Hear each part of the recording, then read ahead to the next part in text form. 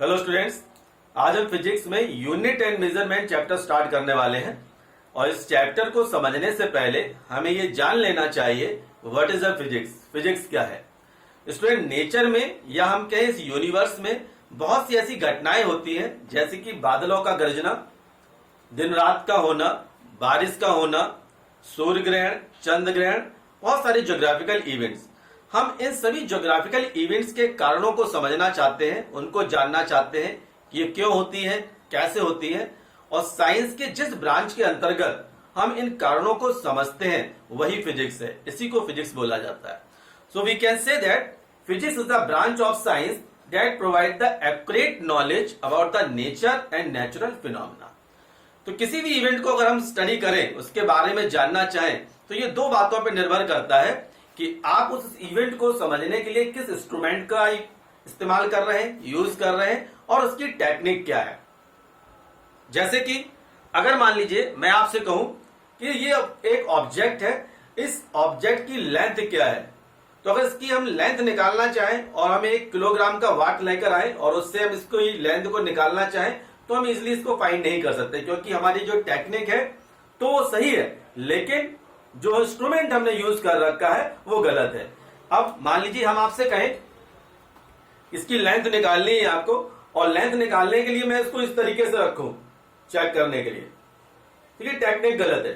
इसका मतलब क्या है, हम इस तरीके से इसकी लेंथ को फाइंड आउट नहीं कर सकते। तो किसी भी नेचुरल फिनोमेना को समझने के लिए हमें दो चीजों को समझना बहुत जरूरी होता है कि किस इंस्ट्रूमेंट का हम यूज कर रहे हैं किसी भी इवेंट को एवेल्युएट करने के लिए, और हमारे पास में टेक्निक क्या है। तो जो नेचुरल फिनोमेना होते हैं वो बहुत सारी क्वांटिटीज के साथ में संबंधित होते हैं, उनके साथ में रिलेटेड होते हैं। इन क्वांटिटीज को हम बोलते हैं फिजिकल क्वांटिटीज। फिजिक्स में इन क्वांटिटीज को फिजिकल क्वांटिटी का नाम दिया गया है, फिजिकल क्वांटिटीज। अब हम बात करते हैं कि फिजिकल क्वांटिटीज क्या है, इस बात को हम समझते हैं। तो इसके लिए फिर से मैं एग्जांपल देता हूं कि मान लीजिए ये एक ऑब्जेक्ट है और हम जानना चाहते हैं कि ये कितना भारी है, कितना भारी है। या मैं कहूं कि ये पेन है, ये कितना इसका वेट है, कितना भारी है। तो इस ऑब्जेक्ट की जो कैरेक्टरिस्टिक्स है, जैसे कि इस ऑब्जेक्ट की कैरेक्टरिस्टिक्स क्या है जो हमें ये बताएगी ये कितना भारी है, दैट इज द वेट। तो जो हम किसी भी ऑब्जेक्ट को या किसी भी क्वांटिटीज को हम मेजर कर सके, उसकी नाप कर सके, उसके बारे में हम न्यूमेरिक वैल्यू के फॉर्म में उसको हम बता सके कि ये इतना भारी है, ये 20 ग्राम का है, ये 30 ग्राम का है, ये 1 किलो का है। तो इस प्रकार की क्वांटिटीज को फिजिकल क्वांटिटीज बोला जाता है। तो हम कह सकते हैं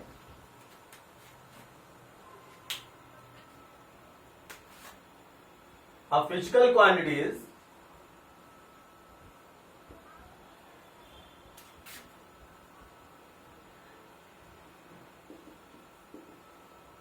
which can be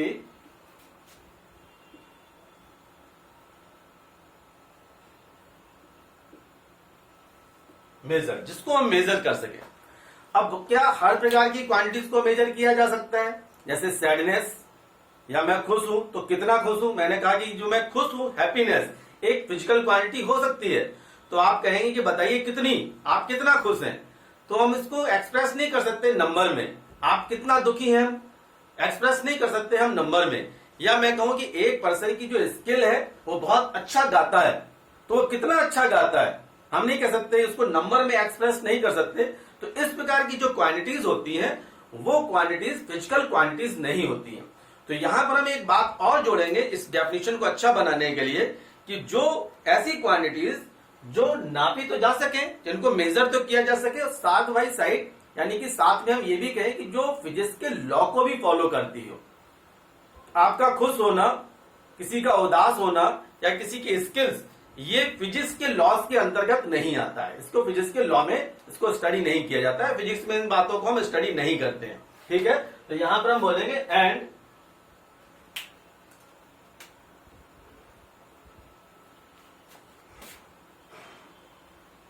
which follow the law of physics।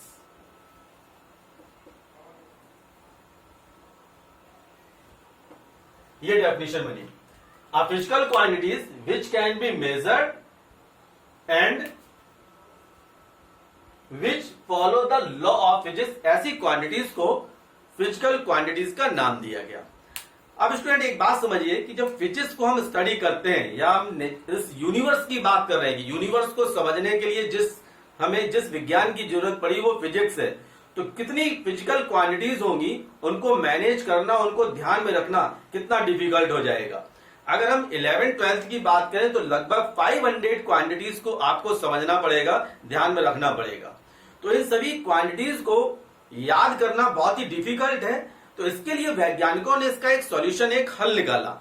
उन्होंने कहा भाई कुछ ऐसी क्वांटिटीज जिनको हम किसी अनदर के क्वांटिटीज के साथ रिलेट कर सकें, समझ सकें, या जो ऐसी क्वांटिटीज जो बहुत सारे रिलेशंस को एडजस्ट कर रही हो, तो इसको 2 पार्ट्स में डिवाइड किया गया।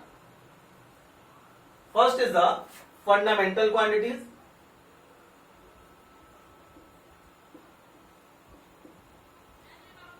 और दूसरा ड्राइव्ड क्वांटिटीज।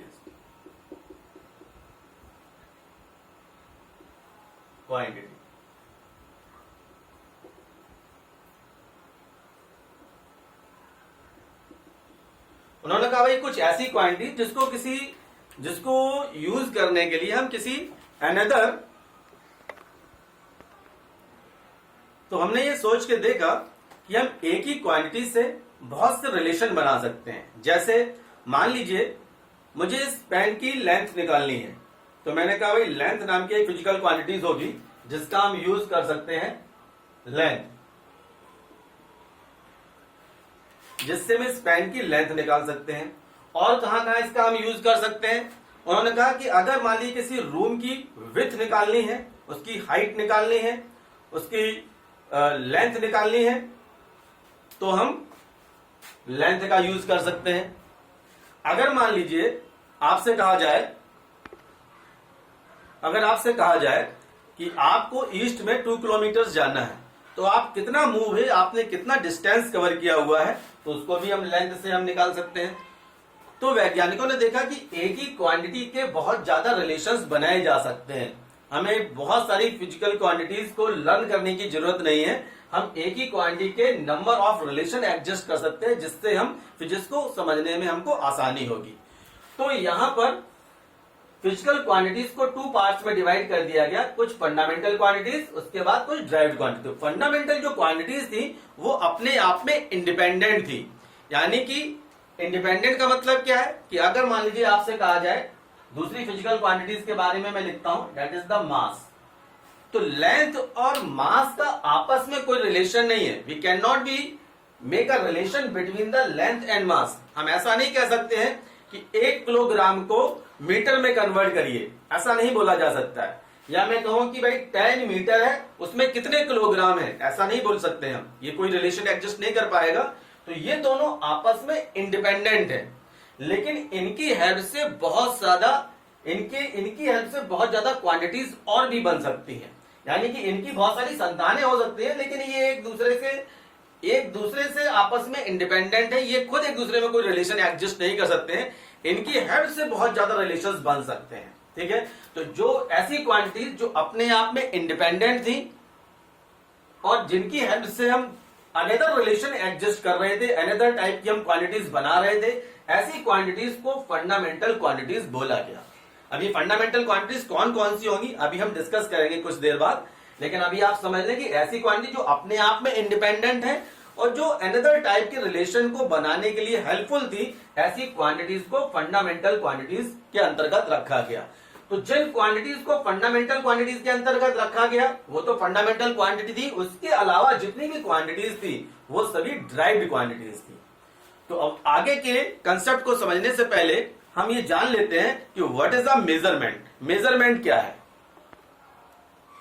तो स्टूडेंट मेजरमेंट को समझने के लिए मैं यहां पे कुछ लाइन ड्रॉ करता हूं। तो मान लीजिए मैंने कहा एक लाइन ये है, एक लाइन ये ड्रॉ की मैंने, और एक लाइन और लगभग इसी जैसी ड्रॉ कर दी मैंने कहा भाई कि इनमें से लाइन में से किस लाइन की जो लेंथ है वो ग्रेटेस्ट है, वो बड़ी है, या कौन सी स्मॉलेस्ट है, मुझे ये जानना चाहता हूं मैं। ठीक है, तो ये जो लाइंस हैं इनको जानने के लिए, इनको हमें नापने के लिए एक हमें ऐसी फिजिकल क्वांटिटीज की स्टैंडर्ड यूनिट की जरूरत पड़ेगी जिसके थ्रू इसको हम मेजर कर सकें, क्लियर, नाप सकें।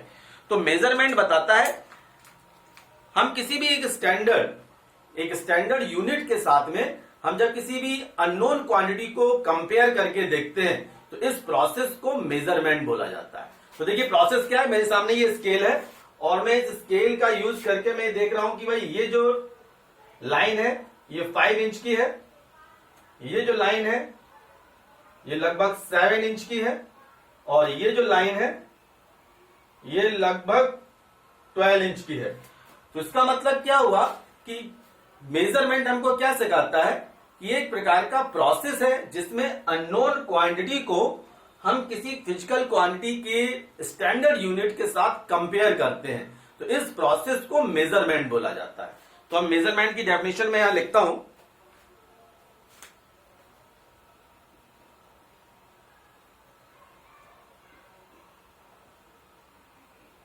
क्या समझाता है, क्या है ये, एक प्रकार का प्रोसेस है। अभी हमने एक प्रोसेस करके देखा, हमने देखा कि भाई कौन सी लेंथ ग्रेटेस्ट है या स्मॉलेस्ट है।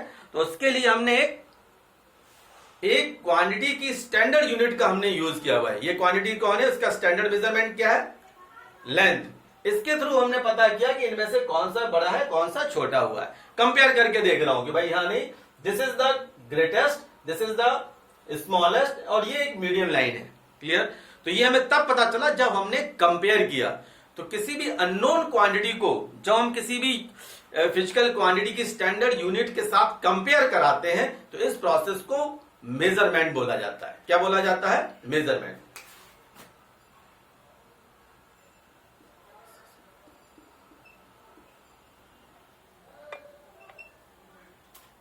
द प्रोसेस ऑफ कंपेयरिंग, किससे कंपेयर कर रहे हैं, अननोन क्वांटिटी को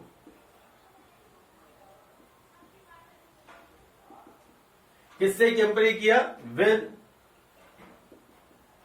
स्टैंडर्ड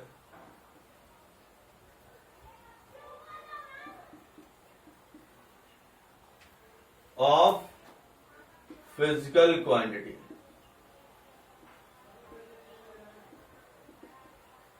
इसके साथ कंपेयर करके देखा तो हमको पता चल गया कि ये मेजरमेंट है। अब बात करते हैं यूनिट क्या है।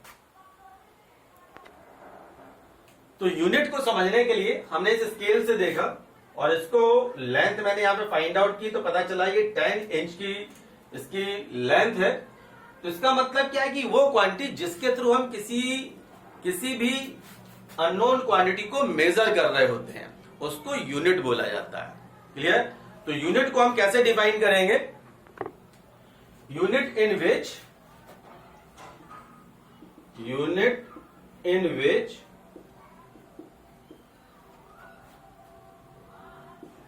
फिजिकल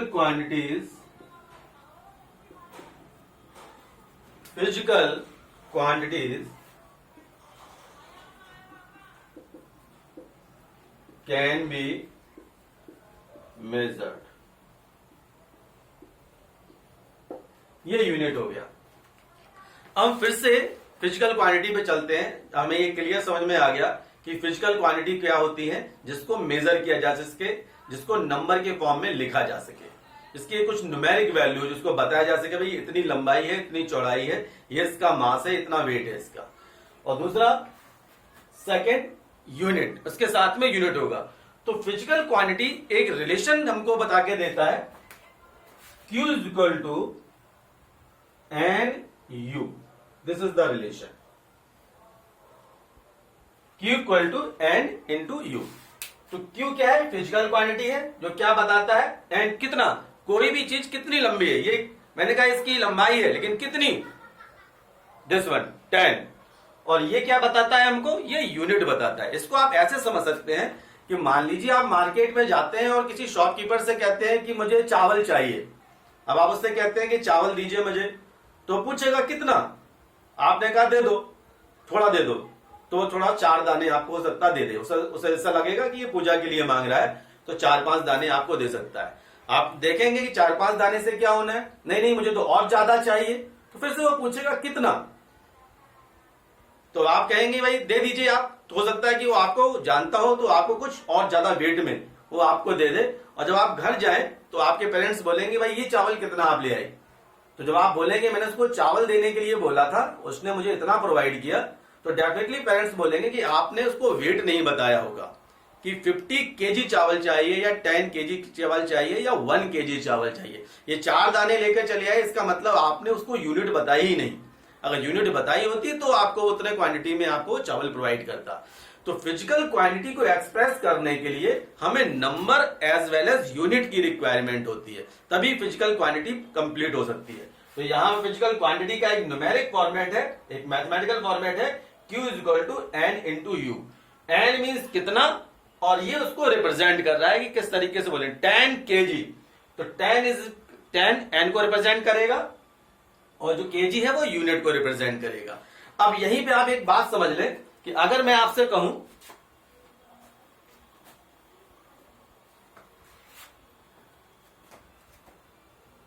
कि 10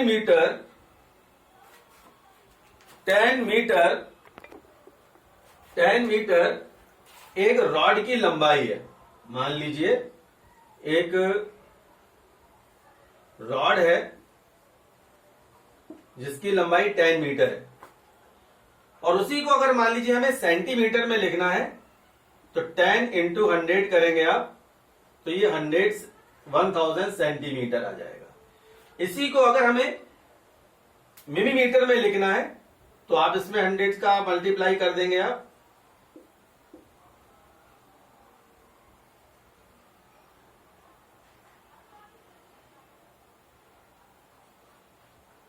ये मिलीमीटर हो गया।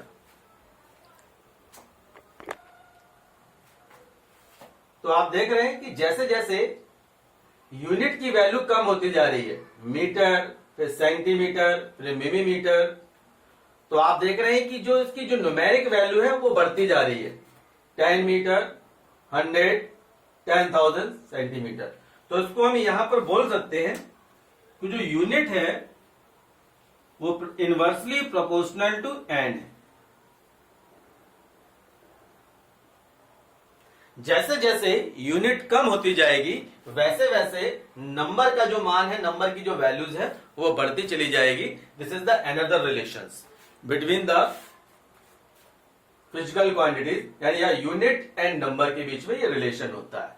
अगर किसी भी फिजिकल क्वांटिटी की यूनिट बढ़ रही है तो उसका जो नंबर है वो कम हो जाएगा। आप यहां पे देख सकते हैं, अगर हम इसको मीटर में लिख रहे हैं, मीटर बड़ा होता है तो उसका जो नंबर है, उसकी जो वैल्यू है वो 10 है। अगर इसको हम सेंटीमीटर में लिख रहे हैं, सेंटीमीटर जो यूनिट है वो स्मॉल होती है तो नंबर बढ़ रहा है, नंबर की वैल्यू 1000 हो रही है। मिलीमीटर सेंटीमीटर से छोटा होता है तो उसकी जो नंबर की वैल्यू है वो बढ़ती चली जा रही है। And we can express the ration U proportional to 1/n। This is the relation between the unit and numbers, और इस सभी चीजों को फिजिकल क्वांटिटीज के अंतर्गत स्टडी किया जाता है। अब हम नेक्स्ट टॉपिक डिस्कस करेंगे, सिस्टम ऑफ यूनिट। तो अभी आपने फिजिकल क्वांटिटीज के बारे में समझ लिया है। अब हम बात करते हैं physical unit. System of unit को समझने से पहले फिजिकल यूनिट को बात करते हैं। तो देखिए, फिजिकल क्वांटिटी को मेजर करने के लिए जिस स्टैंडर्ड यूनिट का हमने यूज किया, उस स्टैंडर्ड यूनिट को ही फिजिकल यूनिट बोला गया है। फिजिकल क्वांटिटी को मेजर करने के लिए जिस फिजिकल यूनिट का हमने यूज किया हुआ है, जिस यूनिट का हमने यूज किया हुआ है, उस यूनिट को हम फिजिकल यूनिट बोलते हैं। क्या बोलते हैं उसको? Physical unit. अब ये जो फिजिकल यूनिट होती है, ये किसी एक प्रकार की फिजिकल यूनिट किसी दूसरी फिजिकल यूनिट में कन्वर्ट नहीं होती, जैसा फिजिकल क्वांटिटी के केस में हो रहा था। हम मास को लेंथ में कन्वर्ट नहीं कर सकते हैं, क्लियर। हम मास को टेम्परेचर में कन्वर्ट नहीं कर सकते हैं, क्लियर। तो ये एक प्रकार की फिजिकल क्वांटिटीज हैं और इनकी जो यूनिट है वो फिजिकल यूनिट्स कहलाते हैं। तो फिजिकल क्वांटिटी को मेजर करने के जो स्टैंडर्ड यूनिट यूज की गई, उस स्टैंडर्ड यूनिट को फिजिकल यूनिट बोला गया। तो जैसे फिजिकल क्वांटिटीज को 2 पार्ट में डिवाइड किया था हमने, fundamental quantities and derived quantities, इसी तरीके से फिजिकल यूनिट को भी 2 पार्ट में डिवाइड किया गया है, fundamental unit and physical derived unit. तो फंडामेंटल यूनिट वही होंगी जो फंडामेंटल क्वांटिटीज होंगी, उनको मेजर करने के लिए जिन स्टैंडर्ड यूनिट का हम यूज करेंगे वो हमारी फंडामेंटल यूनिट होगी। अभी उनकी हम लिस्ट में यहां पे ड्रॉ करूंगा, आप देख लेंगे। तो फंडामेंटल क्वांटिटी को मेजर करने के लिए जो स्टैंडर्ड यूनिट बनी है उनको बोला गया है फंडामेंटल यूनिट। उसके अलावा जितनी भी यूनिट है वो सभी ड्राइव्ड यूनिट है। तो अब हम बात करते हैं सिस्टम ऑफ यूनिट की। सिस्टम ऑफ यूनिट क्या है?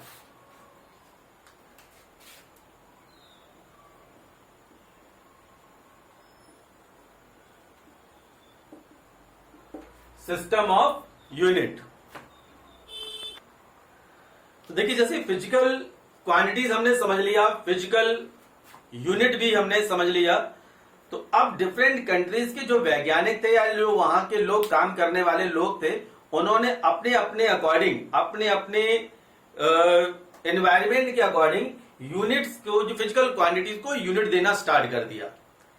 अब मैं थोड़ा सा आपको पीछे ले जाता हूं बैकग्राउंड में, और आपसे कहा जाए इंडिया के अंदर, मान लीजिए गांव में ही है आप कोई भी चीज लेने जाते हैं या आप कहीं जा रहे हैं, मैंने पूछा भाई यहां से वो टेम्पल कितना दूर है, तो गांव के लोग बोलेंगे 3 कोस दूर है, क्योंकि उनको उनके यहाँ पर डिस्टेंस को मेजर करने का जो तरीका था वो 3 यानी कोस था वो। तो भी किसी भी लेंथ को वो कोस से रिप्रेजेंट करते थे इंडिया के अंदर। पुरानी की बात कर रहा हूं, आज भी लोग कोस का यूज करते हैं गांव में। या मैं आपसे कहूं कि मुझे चावल चाहिए, तो यहां पे लोग इसको रिप्रेजेंट करने के लिए बोलते हैं 1 पाव चावल दे दीजिए। या मैं आपसे कहूं कि ये जमीन कितनी है, तो गज का यूज करते हैं। या आपसे कहें मील का यूज करते हैं, बीघा का यूज करते हैं, कुछ ऐसे वर्ड यूज करते हैं जो हमारे कंट्री लेवल पे अच्छी तरीके से समझे जाते हैं। लेकिन अगर आप यही इन सभी यूनिट का कलेक्शन या माइंड में माइंड सेट लेकर आप यूएस चले जाएं और वहां से आपसे कोई पूछता है कि ये जो ऑब्जेक्ट है या ये जो जगह है यहां से कितनी दूर है, और आप उनसे बोलेंगे ये 3 कोस दूर है, या आप कोई भी चीज परचेज करने जाते हैं, आप कहते हैं मुझे 1 पाव मुझे आलू दे दीजिए, तो वो आपकी भाषा को, आपकी यूनिट को समझ नहीं पाएगा, वो जान ही नहीं पाएगा भाई 1 पाव कितना होता है। हो सकता है कि आपको 200 ग्राम दे दे, या हो सकता है कि आपको 2 किलो देने की कोशिश करे। क्लियर? क्योंकि वहां उस लैंग्वेज को वो अंडरस्टैंड नहीं कर पा रहे थे। तो इस तरीके से कंट्री वाइज कंट्रीज को यूनिट्स बनी। तो सबसे पहली जो यूनिट बनी वो थी सीजीएस। सीजीएस फ्रांस के थ्रू इसको डिफाइन किया गया, और इसका जो फुल फॉर्म हमें पता होना चाहिए, सेंटीमीटर ग्राम सेकेंड। इसके बाद एफपीएस सिस्टम बनाया ब्रिटिश ने।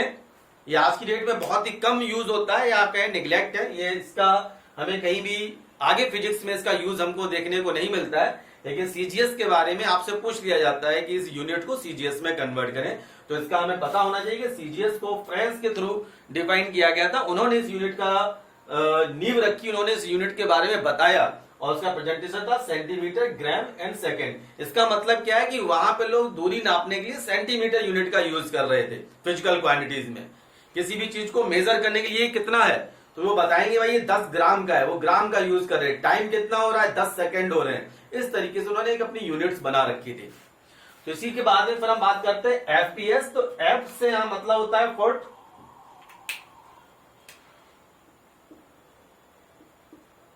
पी का मतलब था यहां पे पाउंड, और ये रहा सेकेंड।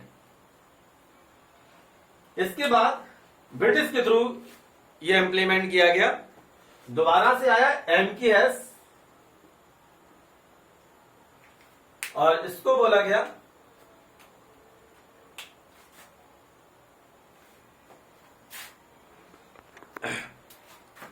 हाँ, तो एमकेएस की बात कर लेते हैं। एम को यहां पे रिप्रेजेंट किया गया था, यहां पे सी सेंटीमीटर था, तो एम फॉर मीटर। उसी तरीके से आप इसको रिलेट कर सकते हैं, मीटर। ग्राम था, तो के से क्या बनने वाला है, किलोग्राम, अच्छी तरीके से आपको पता है। और ये भी सेकेंड। एमकेएस फ्रांस के थ्रू रिप्रेजेंट किया गया था। अब बात आती है कि अगर डिफरेंट कंट्रीज ने अपने अपने मेजरमेंट रख लिए, तो मान लीजिए एक प्लेन है जो इंडिया से चलना स्टार्ट करता है किसी वेलोसिटी से, और वो जैसे ही यूएस में पहुंचेगा तो वहां पर उसकी वेलोसिटी का मेजर करने का तरीका बदल जाएगा। और फिर दूसरी कंट्री में जाता है, एक कंट्री से अनदर कंट्री में, तो उन्होंने भी अपना मेजरमेंट करने का तरीका बना रखा होगा, तो वहां पर उसके मेजरमेंट करने का तरीका बदल जाएगा। तो यहां पर एक कॉम्प्लेक्सिटी सामने आ गई लोगों की कि हर एक कंट्री ने अपने अपने काम करने का ढंग बना लिया, एक यूनिफॉर्मिटी नहीं आ पा रही है यूनिवर्स में। जबकि फिजिक्स एक ऐसी ब्रांच थी साइंस में जो पूरे यूनिवर्स को मेजर करने के लिए यूज की जा रही थी। यूनिवर्स में होने वाली घटनाओं के बारे में लोग शेयर करते थे, डिस्कस करते थे, और सभी लोग उस पर स्टडी कर रहे थे। तो यहाँ पे तो कंट्री ने, सबने अलग अलग कंट्री ने अपना अपना मापदंड बना लिया था। इंडिया ने बोल दिया कि हम तो यहाँ पर जो मीटर है यहाँ पाव बोलेंगे, किलोग्राम को यहाँ पर हम कोस बोल देंगे, समय को तो मान लीजिए उन्होंने बोल दिया सेकंड है। लेकिन हर एक कंट्री का अपना अपना जो मेजरमेंट बन रहा था, तो वहां पर एक कॉम्प्लेक्सिटी क्रिएट हो गई, एक यूनिफॉर्मिटी मेंटेन नहीं हो रही थी। तो इस प्रॉब्लम का सॉल्यूशन वैज्ञानिकों ने निकाला। उन्होंने कहा कि ठीक है, हम एक स्टैंडर्ड यूनिट्स बनाएंगे जिसको पूरा वर्ल्ड फॉलो करेगा। कोई अपनी अपनी तरीके से यूनिट नहीं बनाने वाला है। जैसे आपसे कहा जाए कि अगर मान लीजिए सीबीएसई कोई करिकुलम नहीं बनाती है, तो जो मन आएगा वो स्टूडेंट्स को पढ़ाया जाएगा। कोई टीचर कुछ पढ़ाता है, कोई टीचर कुछ और पढ़ा देगा। तो सीबीएसई ने एक करिकुलम बना दिया कि भाई इस तरीके से आपको टीच करना है, इतने दिन का ये प्रोजेक्ट है, इतने दिनों में ये चीज कंप्लीट होनी चाहिए, ये चैप्टर का सीक्वेंस होगा, ये चैप्टर का सिलेबस होगा। हमें बहुत आसान हो गया इन चीजों को पढ़ाने में। ठीक है, हमें पता है फिजिक्स अगर 11th में स्टार्ट करना है तो यूनिट एंड मेजरमेंट ये पहला चैप्टर है। इससे पहले मैथमेटिकल टूल्स की जानकारी आपको होनी चाहिए। ये सीबीएसई ने हमारे पहले से ही हमको हेल्प करके दे दिया। हमें इसके बारे में ज्यादा दिमाग खराब करने की जरूरत नहीं थी, ज्यादा सोचने की जरूरत नहीं पड़ी। हमें सोचना है कि पढ़ाना कैसे है और पढ़ाना क्या है, ये उन्होंने हमको बता दिया। तो इसी तरीके से सिस्टम ऑफ यूनिट की ये सारी प्रॉब्लम्स का सॉल्यूशन वैज्ञानिकों ने दिया स्टैंडर्ड यूनिट को, जिसको एसआई के नाम से बोला जाता है। क्या बोला जाता है? एसआई सिस्टम के नाम से, सिस्टम ऑफ इंटरनेशनल बोला जाता है। इसको बोला गया एसआई यूनिट्स। तो अब हम इन एसआई यूनिट्स की बारे में बात करेंगे कि उन्होंने कौन कौन सी एसआई यूनिट्स दी और इनका क्या पर्पस था। तो हम बात करते हैं एसआई यूनिट की।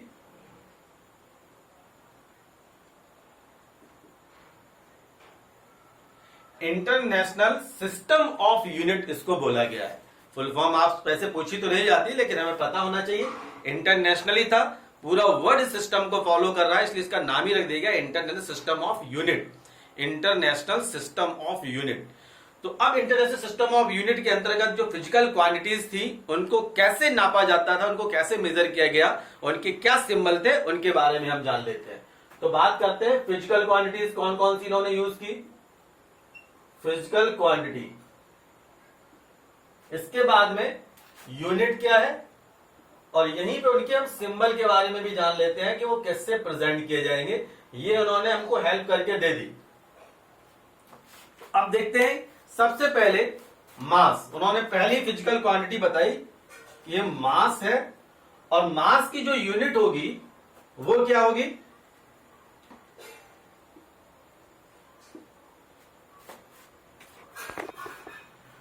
मास की जो यूनिट होगी वो किलोग्राम होगी। पूरा लिख देता हूं मैं यहां पर, किलोग्राम। और इसको रिप्रेजेंट किया जाएगा, किससे रिप्रेजेंट किया जाएगा? केजी से। This is the symbol. इसी तरीके से नेक्स्ट यूनिट थी लेंथ। इसको मीटर से रिप्रेजेंट किया गया,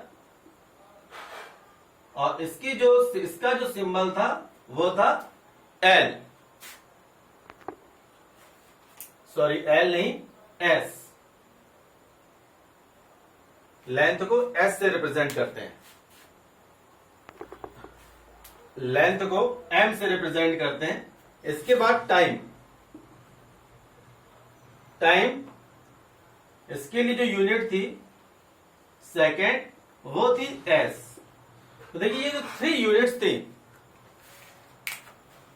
3 physical quantities, mass, length and time. Mass को किलोग्राम यूनिट है, इसका जो सिंबल है वो केजी है। लेंथ मीटर इसका यूनिट होगा और इसका सिंबल एम होगा। टाइम, टी मत लिख देना, टी रिजर्व है किसी के लिए। टाइम सेकेंड यूनिट है और इसको एस से रिप्रेजेंट किया जा रहा है। स्टूडेंट ये 3 physical quantities, mass, length and time, पूरी काइनेमेटिक्स को, पूरी मैकेनिक्स को फिनिश कर देती है। अगर हमें मैकेनिक्स समझनी है तो इन थ्री फिजिकल क्वांटिटीज से प्रयोग किए, इन थ्री फिजिकल क्वांटिटीज से प्रोड्यूस किए गए जितने भी ड्राइव्ड यूनिट्स हैं बस वही यूज होती है। मेन थ्री फिजिकल क्वांटिटीज जो है वो यही है, फिजिकल क्वांटिटी। आप समझ जाइएगा, यानी पूरी मैकेनिक्स समझने के लिए जिन फिजिकल क्वांटिटी की हमें जरूरत पड़ेगी वो mass, length, time, kilogram, M and S, इसको रिप्रेजेंट किया गया। अब इसका डायमेंशनल फॉर्मूला बनाएंगे तो वहां पर ये सिंबल्स बदल जाएंगे, लेकिन फिलहाल अभी यही है। इसके बाद बात आती है थर्मोडायनेमिक्स की, कि मान लीजिए आपको थर्मोडायनेमिक्स समझना है, तो थर्मोडायनेमिक्स समझने के लिए मास, लेंथ एंड टाइम के बाद में अब आ गया टेम्परेचर।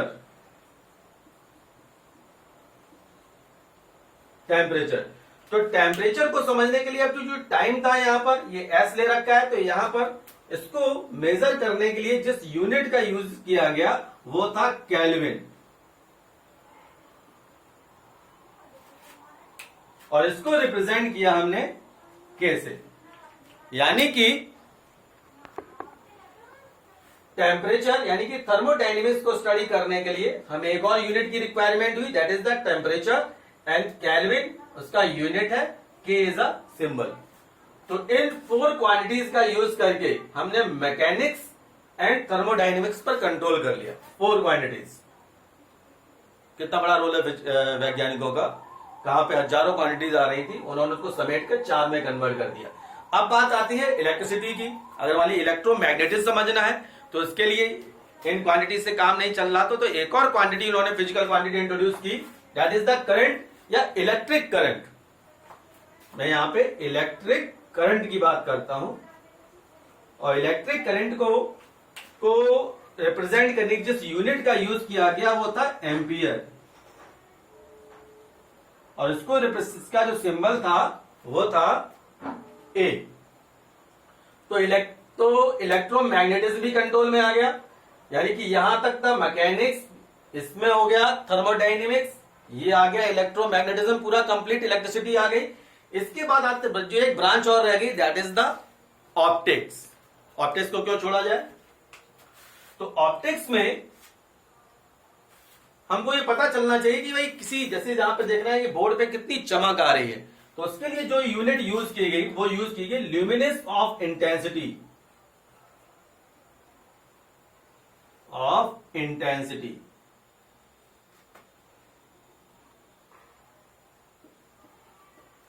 और इसके लिए जो यूनिट यूज की गई वो यूज की गई कैंडेला। कैंडल से मतलब है इसका सीडी। तो देखिए यहां पे देयर आर 6 फिजिकल क्वांटिटीज जिसने पूरे फिजिक्स को कंट्रोल कर लिया था, और 1971 में एक और क्वांटिटी इंट्रोड्यूस की गई फिजिकल क्वांटिटीज की लिस्ट में, और वो क्वांटिटी थी amount of substance.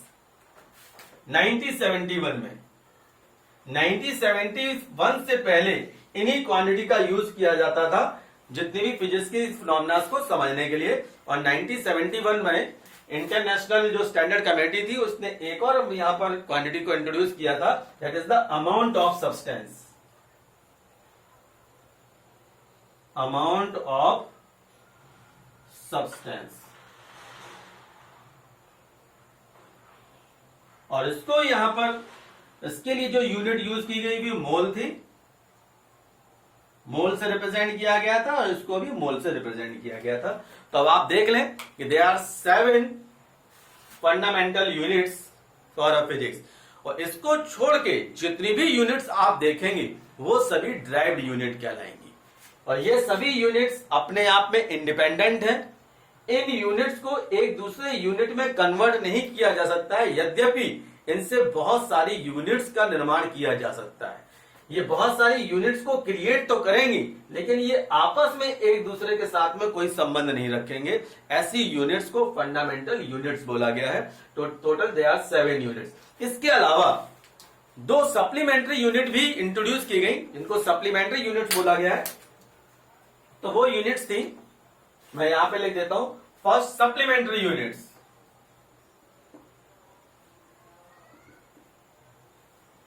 First is a plane angle and second is a solid angle.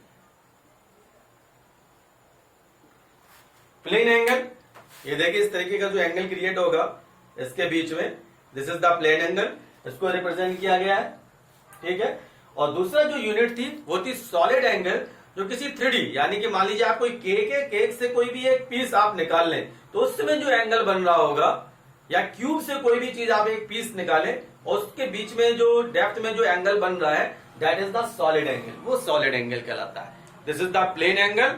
और आप बर्थडे केक में से या फिर केक का एक पीस निकाल लीजिए, जो पीस निकालते ही जो एंगल आपको दिखाई दे रहा होगा, ठीक है, तो वो सॉलिड एंगल रिप्रेजेंट किया जा रहा होगा। तो यहां तक हमने फिजिकल क्वांटिटीज और उनके यूनिट और उनके सिंबल के बारे में हमने ये चीज देखी, समझी। अब हम बात करते हैं कुछ अनदर कंसेप्ट की। तो आपने ये समझ लिया कि फंडामेंटल क्वांटिटीज कौन सी क्वांटिटीज हैं, ये सभी फंडामेंटल यूनिट्स हैं, इनके यूनिट्स ये हो गई और ये इनके सिंबल्स हो गए। इसके अलावा जितनी भी यूनिट्स होंगी वो सभी यूनिट्स ड्राइव्ड यूनिट कहलाएंगी। और याद रखें कि ये यूनिट एक दूसरे में कन्वर्ट नहीं होगी, इनकी सहायता से बहुत सारी यूनिट्स बनेंगी। तो आप देखें टोटल 7 यूनिट्स हैं जो पूरे फिजिक्स को समझने के लिए पर्याप्त है। अब हम बात करते हैं कुछ डिस्टेंस की बात करते हैं, एक नए टॉपिक की बात करते हैं। तो देखिए स्टूडेंट्स, अगर हम किसी भी चीज का वेट निकाल रहे हैं फिजिकल क्वांटिटी का यूज करके किसी भी ऑब्जेक्ट का, तो उसके लिए हमारे पास में जो यूनिट है स्मॉलेस्ट से स्मॉलेस्ट एंड ग्रेटेस्ट से ग्रेटेस्ट आपको पता है, जो फिजिक्स की क्वांटिटी के अंतर्गत यूज किया जाता है। ग्राम से लेकर सेंटीग्राम, किलोग्राम, आपको सारी यूनिट्स के बारे में जानकारी है। लेकिन अगर हम लेंथ की बात करें तो अगर मान लीजिए किसी भी ऑब्जेक्ट की हमें लेंथ निकालनी है, ठीक है, वो स्मॉलेस्ट लेंथ निकालने के लिए क्या होगा और ग्रेटेस्ट लेंथ निकालने के लिए क्या होगा, कौन कौन सी यूनिट्स होंगी, हम उन यूनिट्स की बात करते हैं।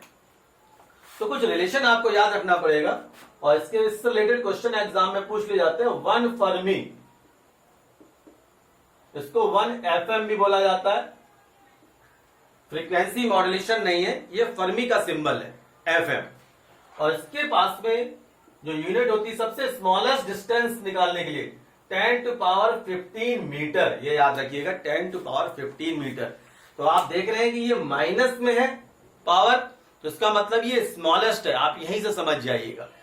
10 की रेज में अगर कोई भी माइनस में पावर है तो ये स्मॉलेस्ट को इंडिकेट कर रहा है। यूनिट ध्यान रखना है, मीटर में लिखा गया है, कभी कभी सेंटीमीटर में भी पूछ लेते हैं, ठीक है। नेक्स्ट, और इस प्रकार की जो यूनिट है या इस प्रकार का जो रिलेशन है रिप्रेजेंट करने के लिए, मेजर करने के लिए, न्यूक्लियर साइज को मेजर करने के लिए इसका हम यूज करते हैं। न्यूक्लियर टाइप के एलिमेंट्स को मेजर करने के लिए इसका हम यूज करते हैं। Next, angstrom. एंगस्ट्रॉम को इस तरीके से रिप्रेजेंट किया जाता है और 10⁻⁻10 मीटर के बराबर ये होती है। इसकी जो लेंथ अगर आपको निकालनी है तो 10⁻⁻10 मीटर। इसी तरीके से 1 micron metre equal to 10⁻⁻6 metre होती है। और एक और होती है 1 नैनोमीटर, नैनोमीटर 10⁻⁹ मीटर। इनकी स्टैंडर्ड वैल्यूज हैं जिनके थ्रू हम ये पता करते हैं कि जो स्मॉलेस्ट डिस्टेंस है, स्मॉलेस्ट टू स्मॉलेस्ट डिस्टेंस है किसी भी चीज को मेजर करने के लिए।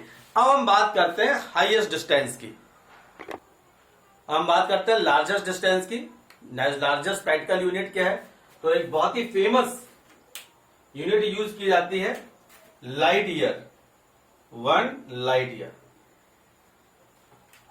क्या होती है लाइट वेव, आप बोल सकते हैं इसको डिफाइन करने का बहुत बढ़िया तरीका है इसको, कि प्रकाश द्वारा एक वर्ष में निर्वात में चली गई दूरी उसको बोला जाता है प्रकाश वर्ष, लाइट ईयर। यानी कि light travelled in a 1 year at a vacuum, light travel in a 1 year at a vacuum जरूर बोलना है, क्लियर। तो वो लाइट ईयर कहलाता है। और लाइट ईयर की जो वैल्यू होती है वो 3 × 10⁻⁻8 मीटर पर सेकेंड होती है।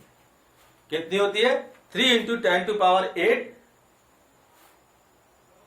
मीटर पर सेकेंड।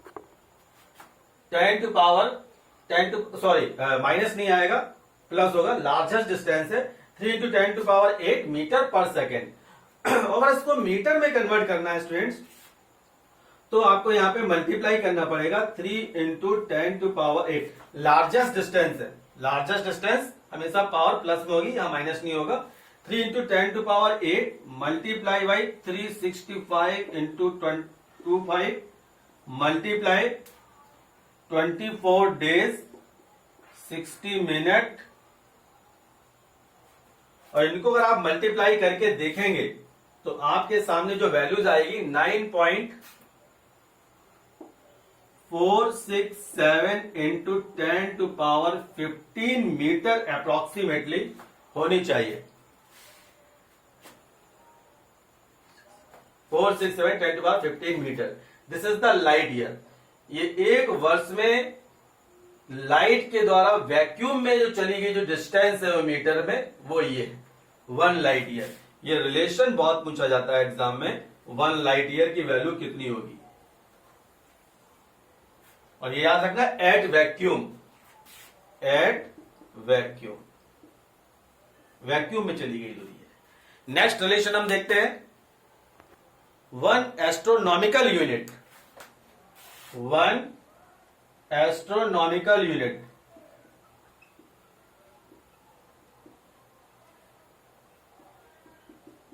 इसकी वैल्यू होती है 1.496 ×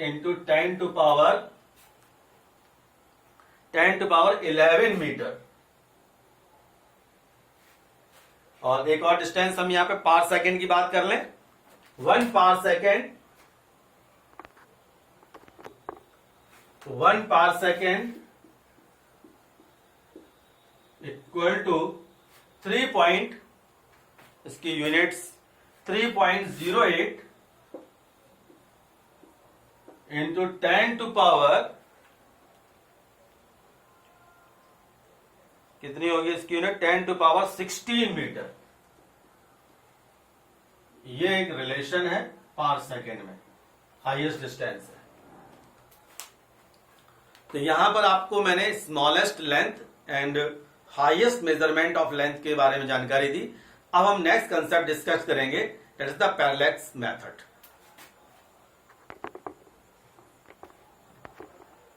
स्टूडेंट, अभी आपने देखे कि किसी भी मैटर के साइज को या किसी मैटर की लेंथ को अगर हमें ऑब्जर्व करना है तो इसके बहुत सारे यूनिट्स थी, इन सभी को डायरेक्ट मेथड बोला गया। लेकिन मान लीजिए कोई ऑब्जेक्ट बहुत ही फार अवे है, बहुत दूर है, उसकी लेंथ को हमें मेजर करना है कि वो हमसे कितना दूर है। जैसे मैं कहूं कि मुझसे मून कितना दूर है, तो ऐसा तो होगा नहीं कि हम मून पे पहुंच जाएं और इंची टेप लेके नापना स्टार्ट कर दें, या कोई भी ऐसा इंची टेप नहीं बना तो यहां से लेके मून तक की चला जाए। इस तरीके की कोई भी हाइपोथेटिकल हमारे पास में डेटा नहीं है। लेकिन इसको मेजर करने का एक इनडायरेक्ट मेथड है, that is the parallax method. क्या होता है पैरेलैक्स मेथड, इसको समझते हैं।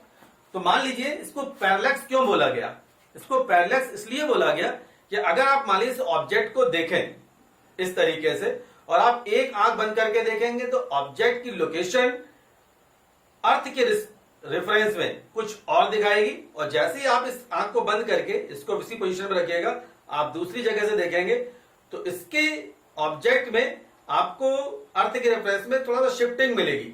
इस प्रकार का जो शिफ्टिंग होती है उसको बोला जाता है एपरेंट शिफ्टिंग, एपरेंट शिफ्ट।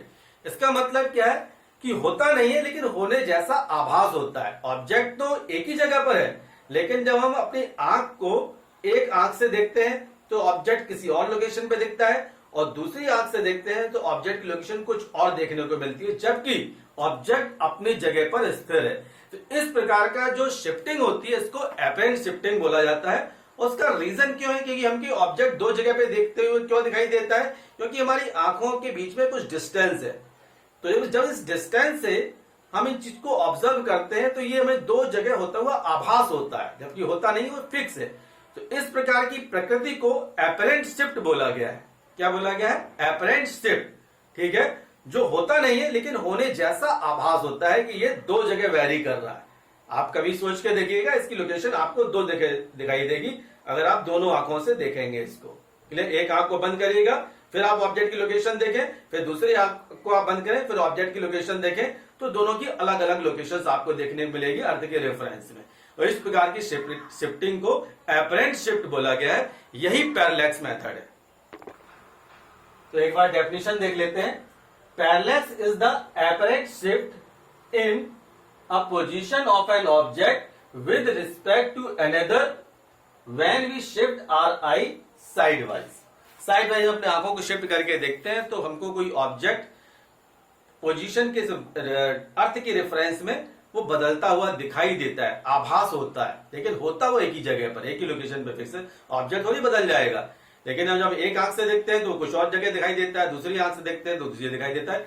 इस प्रकार की जो शिफ्टिंग है, जो आंखों के बदलाव के होने की वजह से आपको महसूस हो रही है, इसको एपरेंट शिफ्ट बोला जाता है। स्टूडेंट्स, क्या बोला जाता है? एपरेंट शिफ्ट, जो आभास होता है। तो अब मान लीजिए इसको हम शुरू करते हैं किस तरीके से। मान लीजिए कोई एक ऑब्जेक्ट है ये, जिसकी डिस्टेंस में मेजर करनी है, और ये मान लीजिए मून है। तो हम अर्थ से इसको जब हम देख रहे हैं तो मान लीजिए दो ऑब्जर्वर पॉइंट है, आपके दो ऑब्जर्वेटरी पॉइंट है, एक पॉइंट ए है, दूसरा पॉइंट बी है।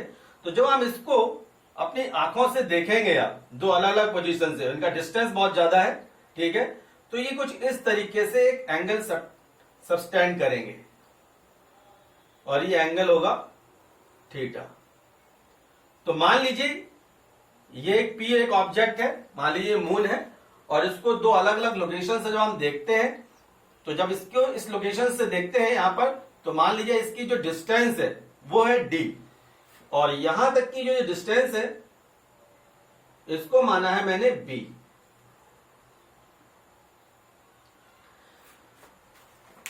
तो यहां पर ये देखने वाली बात यह है कि अगर हम इसको देखें कि ये जो डी डिस्टेंस है, इसके कंपैरिजन में ये बहुत ही स्मॉल होगी। इस डिस्टेंस के कंपैरिजन में जो अर्थ के जो दो ऑब्जर्वरी पॉइंट है वो बहुत ही स्मॉल होंगे। आपको महसूस करके देखिए कि यहां से मून की जो डिस्टेंस है वो बहुत ज्यादा लार्ज है, ठीक है, और तो जो ऑब्जर्वेटरी पॉइंट है वो बहुत ही स्मॉल डिस्टेंस पर होंगे, बहुत ही पास में होंगे, ठीक है। तो हम बोल सकते हैं कि D is very very greater than B। जो D है वो बहुत ज्यादा लार्ज है इसकी तुलना में डिस्टेंस में। तो इस डिस्टेंस को हम एक नेम दे देते हैं, यहां पर ये L है। तो हम जो थीटा है, अगर इसकी वैल्यू निकालना चाहें तो थीटा का मतलब होता है आर्क लेंथ अपॉन रेडियस। तो आर्क लेंथ क्या होगी? अब चूंकि ये जो L है, इसके रेफरेंस में अगर ये इस प्रकार का आप मूवमेंट करना चाहे, प्रकार का एक सर्कल बनाना चाहे, तो ये सर्कल में होगा। चूंकि ये बहुत ही ज्यादा नियरेस्ट है, तो जो L की वैल्यू होगी वो अप्रोक्सीमेटली B के इक्विवेलेंट होगी। तो यहां पर जो लेंथ है उसको हम B से रिप्रेजेंट कर लेते हैं। तो थीटा की जो वैल्यू होगी वो होगी आर्क लेंथ आपकी होगी B, या भी अभी मैं इसको L मान लेता हूं, और रेडियस हो गया D, जिसको लिखा जा सकता है theta is equal to B upon D। तो D इज इक्वल टू, यानी कि डिस्टेंस हमको निकालना है B upon theta. This is the relation. तो in this way, by this formula we can find the distance from one observatory point to that location. इस point की हम distance यहां से निकाल सकते हैं। क्योंकि ये भी D है तो ये भी डिस्टेंस दी होगी, डिस्टेंस तो नहीं बदल जाएगी, डिस्टेंस तो वही रहेगी। क्लियर है? तो इस रिलेशन के थ्रू हम किसी भी फार अवे ऑब्जेक्ट की डिस्टेंस ऑब्जर्वेटरी पॉइंट से, यानी कि अर्थ से हम निकाल सकते हैं। इसका एक केस और भी है, वो है डायमीटर। तो हम देखते हैं कि डायमीटर कैसे निकालते हैं। तो किसी फार अवे ऑब्जेक्ट की डिस्टेंस डायमीटर निकालने के लिए मान लीजिए कि ये एक ऑब्जेक्ट है, मून है, और इसको इसी लोकेशन से मैं यहां पे देख रहा हूं, ये मेरा ऑब्जर्वेटरी पॉइंट है। तो जब मैं इसको देखूंगा तो ये कुछ इस तरीके का एंगल सबस्टेंड करेगा, दिस वन। ये मान लीजिए P पॉइंट है, ठीक है, और दिस इज द डायमीटर। ये डायमीटर है, हालांकि ये आर्क लेंथ होगा, लेकिन फिर भी इसको मैं डायमीटर बोलता हूं, और जिसकी वैल्यू है D। यहां से यहां तक की जो डिस्टेंस है वो स्मॉल डी, जो अभी हमने निकाल रखी है यहाँ पे, स्मॉल डी की वैल्यू b/θ है। यानी किसी भी ऑब्जर्वेटरी पॉइंट से हम किसी भी प्लेनेट की डिस्टेंस निकालने का फॉर्मूला हमने फाइंड आउट कर लिया है। अब किसी भी प्लेनेट की या किसी भी ऑब्जेक्ट का डायमीटर निकालने का फॉर्मूला हम फाइंड आउट करने जा रहे हैं। क्लियर? और ये जो एंगल है ये पैरेलैक्टिक एंगल है, इसी एंगल को पैरेलैक्स बोला जाता है। ये पैरेलैक्टिक एंगल या पैरेलैक्स एंगल, यानी जो थीटा बता रहा है ये एक पैरेलैक्स एंगल है। इसी तरीके से यहां पे भी बहुत ही स्मॉल टाइप का जो एंगल बनेगा, इसको मैं फाई से रिप्रेजेंट कर लेता हूं फिलहाल कुछ देर के लिए। तो अब हम फिर से थीटा के साथ में जो रिलेशन, एंगल के साथ में जो रिलेशन होता है वो रिलेशन होता है फाई, यानी angle equal to arc length upon radius. तो आर्क लेंथ क्या है यहाँ पर, वो हमने अप्रोक्सीमेटली मान रखी है d, और जो रेडियस है वो हो गया हमारा ये स्मॉल d। ठीक है? तो अब हम बात करते हैं डायमीटर निकालने के लिए। तो डायमीटर की जो वैल्यू होगी phi into D. So this is the parallax method. So with the help of parallax method, we can find the distance from one object to another object which is very far away from their observatory point, जो आपके observatory point से बहुत ज्यादा दूर है।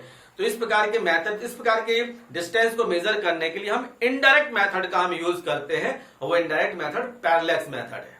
ठीक है? जहां पे हम पहुंच नहीं सकते, इंची टेप से नाप नहीं सकते हम, तो वहां पर हम पैरेलैक्स मेथड का यूज करेंगे। और दूसरी सिचुएशन में हम क्या कर रहे हैं, यहाँ पे डायमीटर निकाल रहे हैं किसी भी ऐसे प्लैनेट का जो हम किसी भी एक ऑब्जेक्टिव पॉइंट से ऑब्जर्व करें, और वहां से उसका जो डायमीटर निकाला जाएगा। तो डायमीटर निकालने के लिए जो रिलेशन है d equal to phi into D. D is a ये रेडियस है, फाई इज अ एंगल है, and D is a diameter of a planet है। तो यहां पर हमने पैरेलैक्स मेथड के दो फॉर्मूले हमने यहाँ पे निकाले हुए हैं।